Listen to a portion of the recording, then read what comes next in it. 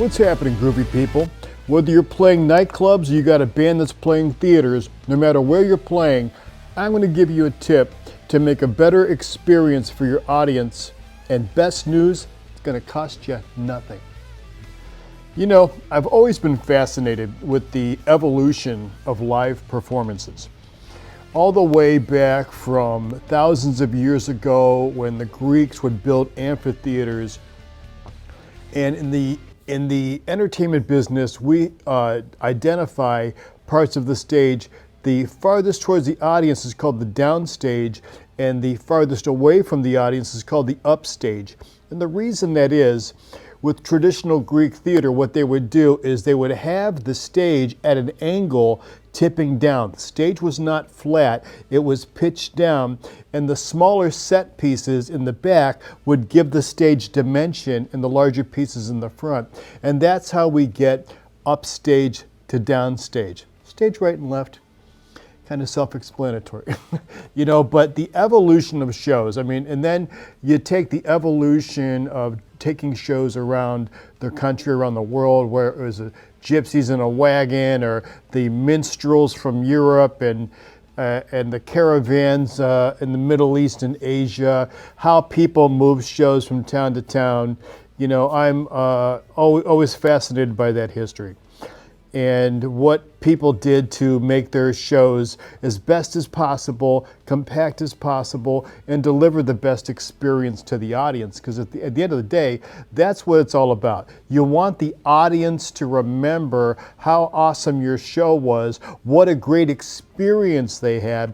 And I don't care what the genre of music is, I care that people are going out and they're seeing live shows and they're enjoying it, because, you know, for me, in my industry, that's what it's all about.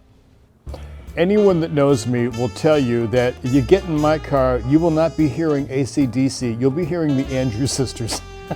Because I love music from the 1940s. For me, the 1940s was the best time of music, and I'll tell you why.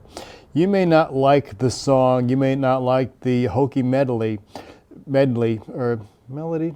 You may not like how hokey some of the bits sound, but there's no denying the quality of the musicianship and the quality of the vocals. And especially when you think that back then, you know, you were not there was no time and money for Jenny and Billy to do take 72. You know, you had to get out there. Come on, kids, let's go. First take and go. You know, and there's a lot to be said for some of those great vocal harmonies of just a couple of people standing around a microphone and delivering some solid talent.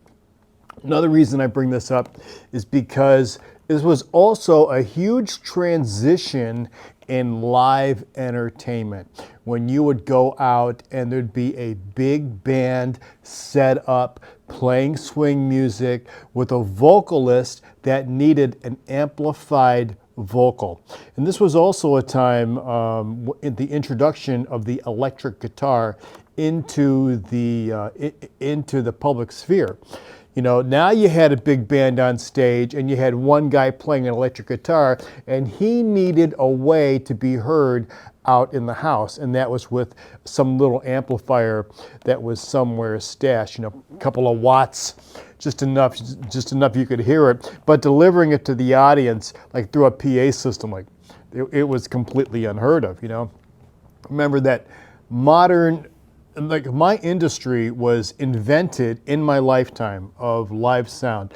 Well, a little before my lifetime, but I'm 62. I think the first pro audio systems were in the mid 60s, where people like the nice people like Clare Brothers. I think the first tour they'd had was the Everly Brothers. Might be Frankie Valli, one of the two. But, you know, remember, the Beatles stopped playing live because they couldn't hear themselves. You know, things like floor monitors, so you could hear yourself perform, it didn't exist. You know, the evolution of live sound. I mean, you look at those old clips of Elvis playing, you know, there's no monitors on the floor. There's maybe some military horn left and right blasting his vocal into the audience, but that was it. But come along the 60s, you know, since the sound reinforcement systems, you know, were just non-existent for the most part, and the electric guitar and the electric bass was coming online, what did everyone do? They'd set that drum kit up in the middle, then they'd put their guitars on the stage facing out into the audience to get their sound out there, okay? And that was a critical mistake. And to this day, even on big stages, even on big arena stages, man, it is a mistake to have your amplifiers on stage facing into the audience. And I'm going to tell you a couple reasons why. I have a lot of people commenting about, talking about some of the loud shows that they've heard in their lifetime. Oh, this was the loudest and that was the loudest. Yeah, I bet. You know why? Because you were sitting somewhere in the beam of somebody's guitar cabinet, you know, because first off, the volume of that guitar needs to hit the microphone, right? Which is 2 inches away. Everything after that is just peeling out and developing out as you go. So not only are you're getting this thing's, these phasers not set to stun, set to kill coming right at you, but you're getting limited bandwidth as well. You're not hearing anything full range. You're getting what's limited, what's really compressed down coming at you, and that could be a whole lot of pain. You know, having your amps pointing into the audience means that now the audience is hearing it from the PA, they're hearing it from over here, you know, they're getting it at multiple times, and it's just no bueno. That's no good for you non-Spanish types. You know, the solution is just to have your amps on the side of the stage facing into each other. So you could all hear what the other guy is doing before you start relying on your monitors, right?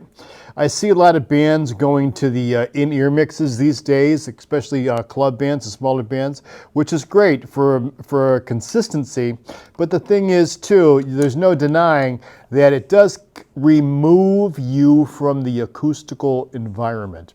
And it was always my opinion, and still my opinion, that until we get to the day where everybody in the audience is being handed the exact same kind of headphones and we're all going to put them on and just bring in some subs and rumble, but like some of those silent discos and silent reps, everyone just dancing around with some headphones. We're going to do that, then I'm all for it. But you know, when you have the audience listening to the acoustical environment, which could be horrendous, and then you got the band, yeah, I sound like $1 million.